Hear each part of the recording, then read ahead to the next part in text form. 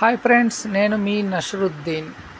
ఈరోజు ఓటీటీలో రిలీజ్ అవుతున్న ఒక వెరైటీ మూవీ అయినటువంటి కొత్తగా ఓటీటీ ప్లాట్ఫామ్లో మరొక ఓటీటీ అనేది రావటం, అది B senate OTT flat అవటము.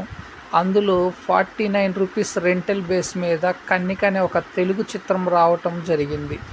So ఈ బి సినెట్ అనేది రెంటల్ బేస్ మీద రిలీజ్ చేసిన ఈ కన్నిక సినిమా మనం రెంటల్ బేస్లో చూడొచ్చా, అంత బాగుంటుందా అంటే దాని గురించి ఈ వీడియో విందాము. ఇకపోతే ఈ కన్నిక మూవీని ఆంధ్రాలోని నరసరావుపేట, నకరికల్లు వంటి పరిసర ప్రాంతాల్లో ఈ చిత్రం చిత్రీకరించారు. సో మన తెలుగు పరిసర ప్రాంతాల్లో అట్లనే అచ్చ తెలుగు సినిమాలాగా చిత్రీకరించిన ఈ చిత్రం ఆశించినంత విజయము, ఆశించినంత విధిగా ఉంటుందా అంటే ఇది ఒక మైథలాజికల్ మూవీ.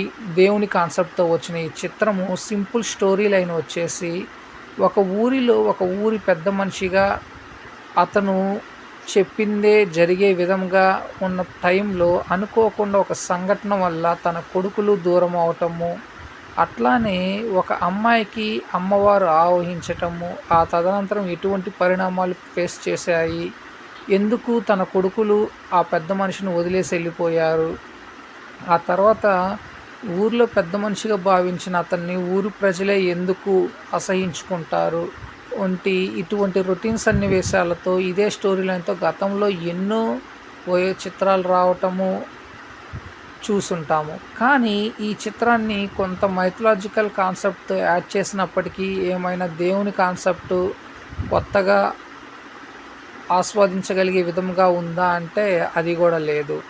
కేవలం రెంటల్ బేస్ మీద రిలీజ్ చేస్తున్నాం కాబట్టి మన డబ్బులు మనకు వస్తాయి అనే ఒక కాన్సెప్ట్ తోటో ఏమో చిత్రాన్ని బాగా బోరింగ్గా స్లో నేరేషన్తో కొత్తదనం లేని విధముగా చిత్రీకరించారు.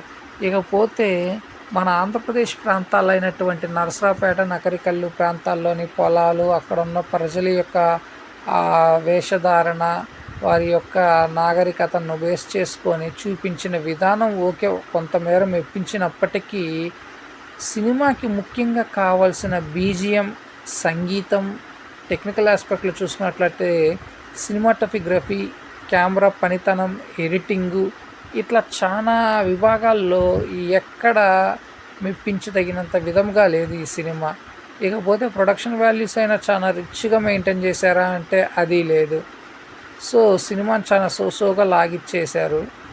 సో సినిమాని కూడా మనం సోసోగా వదిలేస్తే బెటర్, రెంటల్ బేస్ మీద కాకుండా ఫ్రీగా వచ్చినప్పుడు చూసేస్తే బెటర్ అనేది నా ఫీలింగు. సో ఫ్రెండ్స్, నేను ఇస్తున్న ప్రతి సినిమాకి రివ్యూకి అందరూ వ్యూవర్స్ పెరుగుతున్నారు తప్పితే సబ్స్క్రైబర్స్ అయితే పెరగట్లేదు. దయచేసి కొంచెం నా ఛానల్ సబ్స్క్రైబర్స్ కూడా పెంచే మార్గం చూడండి friends. So friends, thank you. నేను మీ నషరుద్దీన్.